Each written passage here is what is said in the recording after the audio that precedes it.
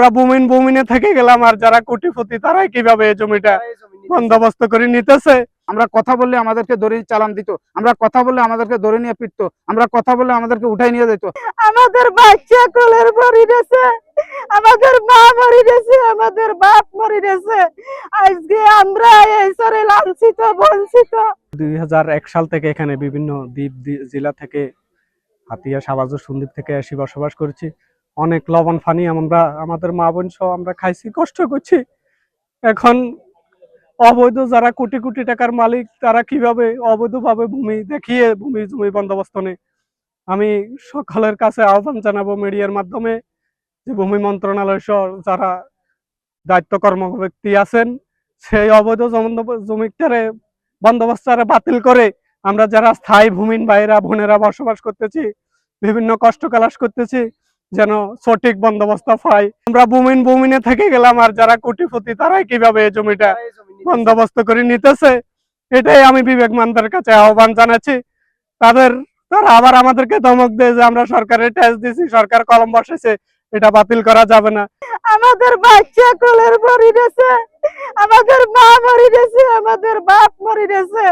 আজকে আমরা এই সরে লাঞ্ছিত বঞ্চিত। এই সরে আমরা হাজার হাজার কষ্টের বিনিময়ে আমাদের মাথার মধ্যে এখনো গুজাই কাটা আছে। এই দেখেন এখান দিয়ে টিলো রয়েছে। আমরা এই গুজাই কাটা, কোনো ডাক্তার নাই, কোনো কবিরাজ নাই। আমরা এই কাটা আমরা খুলবার মতন আমাদের টাকা পয়সা নাই, আমরা কোনো একটা বড় ডাক্তারের কাছে যাইতে পারি নাই। আমরা আজকে সরকারে আমাদের এই খাস জমিন গুলো আমাদেরকে দিয়ে দিতে হবে। আমরা সরকারের কাছে এতটুকু দাবি, আমাদের নুতিয়ালা এসএলএন অফিসে, ডিসি অফিসে যাই, আমরা ঘরে বসে রাখি। আমরা শিক্ষা নাই, চিকিৎসা নাই, কোনো কিছু নাই। আমরা সব আল্লাহর নির্ভয়ে আমরা এখানে রসি।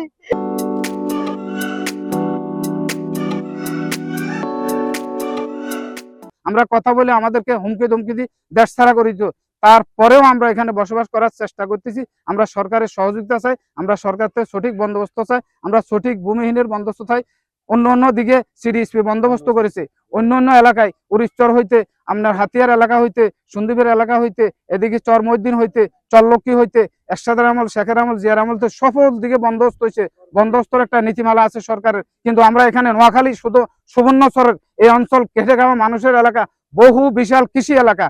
সরকারের কত বড় সিম উৎপাদন হয়, তরকারি উৎপাদন হয়, সরিষা উৎপাদন হয়, আপনার ওই বাঁধাকপি উৎপাদন হয়, শসা উৎপাদন হয়, টনে মেট্রিক টনে ফসল এখান থেকে উঠাই। আমরা বিদ্যুৎ বিল দিই, আমরা কারেন্ট বিল দিই, আমরা সরকারি ট্যাক্স দিই, আমরা ইউনিয়ন পরিষদ ভ্যাট দিই, আমরা সবকিছু করি। তারপরেও আমাদের কোনো বন্দোবস্ত কোনো হইতেছে না।